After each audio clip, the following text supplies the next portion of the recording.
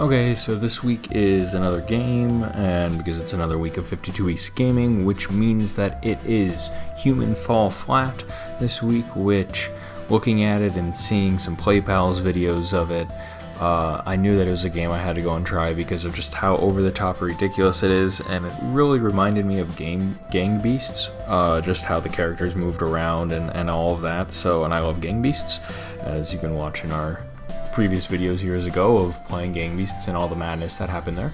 But it's something that I saw and I wanted to go and play as with everything, and so I went and decided to go and do that this week. And so Human Fall Flat, which is a game by No Breaks Games, is described as a quirky, open-ended, physics-based puzzle and exploration game. Basically where you go through these different levels that they have, and the object is to just get to the end, and obviously not to quote die, because you do reappear, but it's solving these puzzles in each world, and they get progressively more difficult in terms of how difficult the puzzles are, and trying to go and figure out everything. And it really makes you go and think and solve these puzzles in not a simple way. And it's something that, just from having played it, and having played it both by myself and doing it solo, as well as going online and playing with as many as 8 people all at once, it's definitely something that a lot of people can go and enjoy regardless of age, because it makes you think, it makes you have to go and figure out puzzles, and it has this kind of loosey-goosey like motion to it in terms of how you go and move around,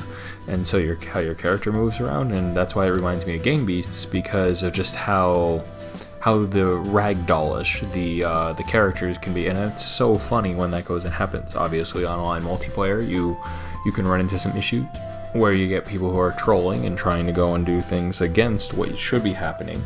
But for the most part, it's something that's a lot of fun. I really enjoy doing it.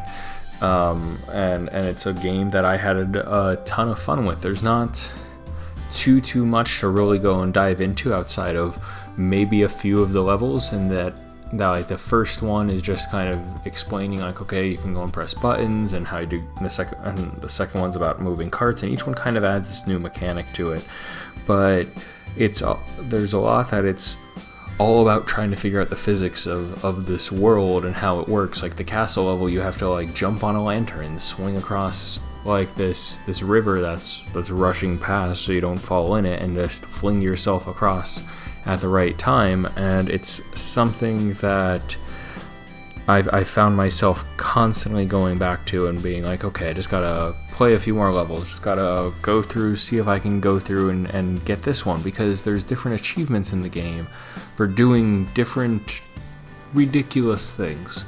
Like on the water level, there's one for going and moving this giant ship into the port backwards, which is incredibly difficult to do at first, but I was eventually able to go and figure it out. Then there's some that it's like, okay, well, now you have to get from the top all the way down to the bottom of the water slide without falling in the water, which in a game that's physics-based is actually much more difficult than you would think it would be.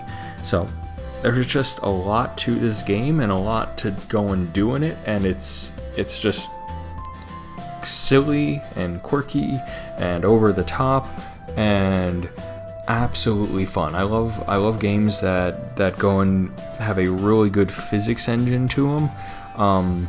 A game that came out a while ago that I think would be another good physics one to do would be something like Organic Panic. Would be a good physics-based game, and games that really go and have their own world to it in terms of physics, and just how there's a bit of like a story to these missions, because it's constantly, you're getting to the end, going through a door and falling into another level.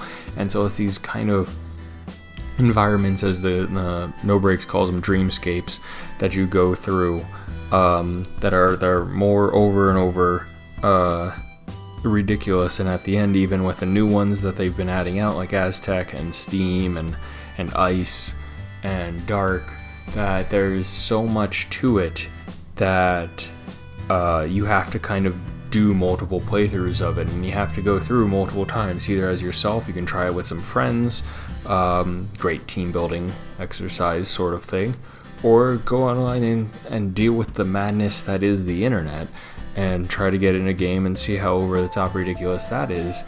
And I guess that's the thing with this game. I just feel like it's over the top, it's ridiculous, but not in a bad sense in any case. As you can see, as me rambling on about all this, I think it's fantastic. I think the game is a ton of fun, and I think it's something that really, judging by the age groups of who I've played with online, everyone would go and want to play something like this, and I think it is for everyone. I don't think it's overly complicated that someone wouldn't go and get it, but I think it's thought-provoking enough in terms of its puzzles that anyone would want to go and try it out.